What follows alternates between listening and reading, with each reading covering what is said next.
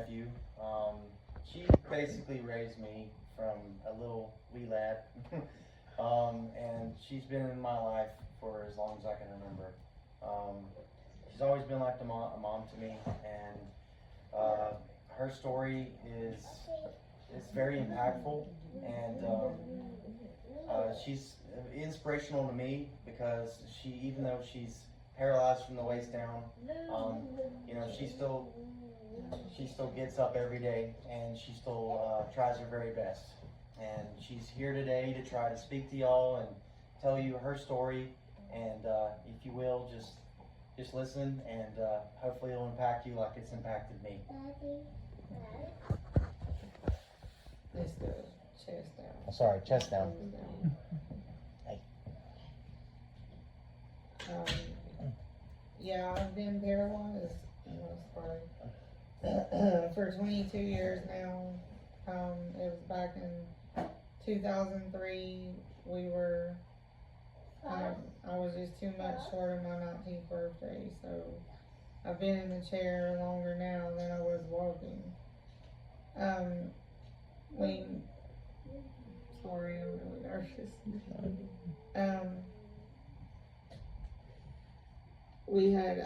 I hadn't been partying and stuff my whole life, but that year, I really got into drugs and drinking, and of course we were doing it that night.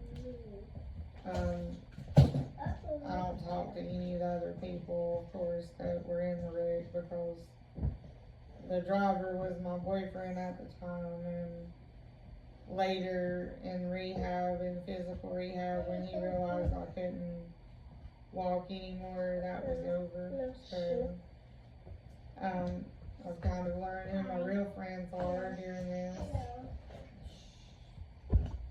And my family, we have a history, with drugs and alcohol. I've lost my father to alcohol, and my grandfather, he got sober, but the damage had been done, so I lost him to alcohol too. And we still have family members now, like, that affects me and Tommy and stuff, they're on drugs.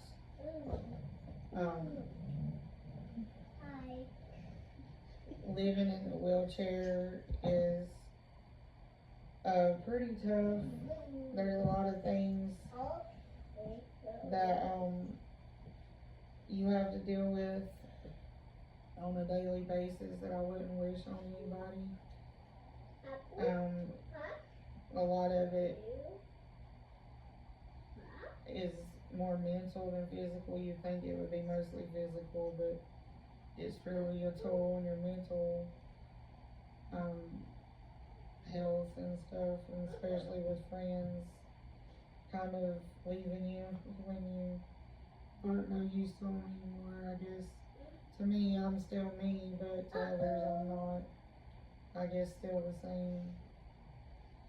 Probably because I changed the way I lived and stuff is probably a lot of it.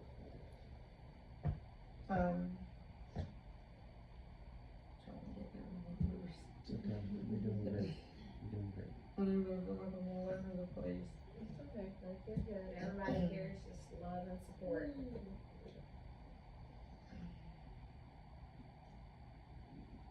Is there anything you want to say more? Because it's affected you too. I know Mom has said that she was praying for me that night, because it was, of course, the wreck was like 2 or 3 in the morning. And right as she prayed, she got the call, because I was airlifted to Baptist. So she got the call that I was in an accident and that she should get there. And she also said you should be careful what you pray for, because she prayed for us to be closer, and this is not what she had in mind. Having to clean me and stuff, so you need to be careful what you pray for. But that's about it. I mean, I don't, I have a question. So you said there was 4 people in yeah, the car? Were you the driver? no, passenger. Was they Beverly Hopsville? Yeah, Did everybody make it, or I got the worst end of it. Yeah, you were in the front seat? yeah. Like that night before we got back in the car, before the wreck happened, like, yeah, I kept getting, like, you know, I call it God, but some people might call it intuition or whatever, but I kept hearing, like, put your seatbelt on, put your seatbelt on. So I really don't know if I'd be here if I didn't put my seatbelt on that night. It's probably definitely God. Yeah. But yeah, I didn't really know the 2 in the back. They were friends with the boyfriend, so I don't, but like I said, the boyfriend, once I told him I was paralyzed, you know, his whole demeanor changed, so I knew that wasn't meant to last, so. So everybody else, they just walked away? Yeah, they had injuries, but like I broke my neck, so they didn't break my neck or anything. I have a question. What would you say to encourage somebody who maybe is going through something like what you went through up to that point that night? Like with, you know, drinking and with drugs and partying, like what would you say? Well, a lot of what my issue was things that happened as a child, which is no fault of my mom, like sexual abuse, you know, that really affected my self-esteem, and that's, I think, why I chose to do the things I did, because I didn't give a crap about myself, so that's probably what ended me up in that situation. I would just say if you had like those things happen to you like I did, like I wish I would have had help earlier, like going to counseling or something to help myself love myself, because me today, I wouldn't put up with that crap that I did back then. And I put up with some crap from people, but yeah, it's because I just didn't care about myself. Is what I learned. I can relate. I know a lot of people in a similar situation, that would be their excuse to continue to use or to continue to drink more, you know, after something like that happened. I think it's really inspirational that you went the other way with it, you know. I didn't, Mama there didn't give me a choice in that, 'cause, you know, her having to take care of me, there was no, cause I smoked and for four or 5 years up until that point, and I know she had fussed at one of my cousins because I had a trach, and she's like, I'll take you down there to smoke, and Mom was like, no, don't leave me alone. I'm not holding a cigarette for her. So, She quit smoking. yeah, I gave up smoking cold turkey, so yeah, there was no, I can't even have that. Well, thank you so much for coming out and sharing your story. It was great. We really appreciate it. Does anybody else have any questions for Nancy? Any comments? Alrighty. Well, thank you so much again. How long were you with your boyfriend? Not long. How long? It was, It was like a new relationship? yeah. Well, that boyfriend is serving life in prison now, not for what he did to her, Oh, really? but for other things that he's done. He's serving life in Wow. prison. Good thing you got away from him. Yeah. Yeah.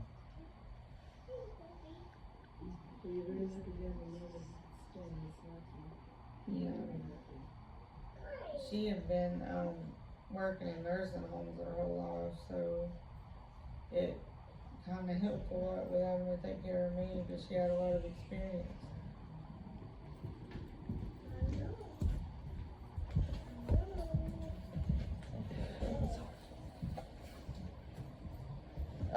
I just want to add that I was very little whenever she got in a car wreck that night, but I remember that night because I was staying at my grandma's house. My grandma basically helped raise me too, and I remember my grandma waking up crying, and I think I was like 8 or 9 at the time, and I was very confused. And then I remember going to the hospital and not being able to really go in and see her. And I just remember crying and being so confused. And then, they finally let me go see her. And then I remember going to Walmart, and she was nervous of people looking at her and pointing at her. And I was like 9 years old, and I was like, you point at her, you point at me. And I was trying to fight people at 9 years old for it. There's nothing here to look at, go on. That was my first trip. Yeah, that was the out. first trip out in the wheelchair. Yeah, I remember getting off the ramp and telling me you were actually 7. Oh. And he just put his hands on his hip to look at him, and he's like, there's nothing to see here. And Nancy, what are some things that you enjoy today? Life after. What does that look like? What do you do for fun? Well, me and Mom, we love horror movies. We're big into scary movies, and I've always been able to draw, but what's funny is, like, before the accident, I was able to use my hands, and after I had to relearn how to draw. Yeah. So now I like drawing more and better than I did before the accident. So that's, you wouldn't think I could do that, being my hands don't work. But yeah, just watching movies, and I would like going out, but still working on the self-esteem thing. Yeah. So that's, this injury kind of made me put on a lot of weight and stuff, so I like going out, but it's hard. But that little dude there is fun to hang out with. And don't let her sell herself short. Her drawing skills are amazing. She You should see some of her paintings. she has drew some insane masterpieces. And you're really beautiful, and you should be. Yeah, I'm proud to tell you. Yeah, you really are beautiful. Yeah, I just want to thank you for sharing your story. Like, a lot of people need to hear it. Yeah. What can happen. You don't think it'll happen to you till it does. So I didn't want to, I really wanted to do this, but I didn't want to come off as, maybe y'all thinking, well, what does she know? Because, I just got into that stuff and wrecked and got taken out real fast, so. But I know pain, and I know suffering, and I know, hurt and struggle. So I get y'all there. I get it. Every day for me is a struggle. I have to choose to be happy when I wake up, because waking up paralyzed is not for the faint of heart. So it's a choice for me to, am I gonna be happy today, or is today gonna suck? So I just keep choosing to, live. So On the days that it sucks, Mama stays away. Everyone says the same thing. Not there for her, but Yeah. when those days are happening, I don't wanna make it worse. Do you do any counseling or support groups or anything like that? no, they told me I should do that as soon as I got home, but I never did. It's probably good. It'd probably be good for me if I do, but I joined groups on Facebook for spinal cord injury people, so with that you can share a lot of things that you might not share with just anybody, because a lot of things that happen to us are not for some people, they might be like, ooh, but what goes on with this kind of living. Well, thank you so much for coming. We really appreciate it.